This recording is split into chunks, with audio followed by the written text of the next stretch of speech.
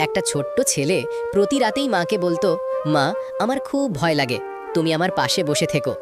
মা মুচকি হেসে বলতো, আমি সবসময় তোর পাশে আছি রে বাবা, তুই আমাকে দেখতে পারিস বা না পারিস। সময় গড়িয়ে গেল, সেই ছেলেটাই বড় হয়ে শহরে চলে গেল। একদিন হঠাৎ খবর এলো, মা আর এই পৃথিবীতে নেই। ছেলেটা দৌড়ে গ্রামে ফিরে এলো। মায়ের খালি ঘরটা দেখে নিজেকে আর ধরে রাখতে পারল না, ভেঙে পড়ে কাঁদতে লাগলো। হঠাৎ বালিশের নিচে একটা চিঠি পেল। চিঠিটা খুলে পড়ে এমন কিছু লেখা ছিল যা পড়লে আপনার চোখেও জল এসে যাবে।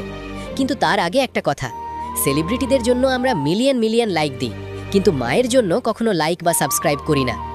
আজ একবার নিজের মায়ের জন্য একটা লাইক আর সাবস্ক্রাইব করে দিন।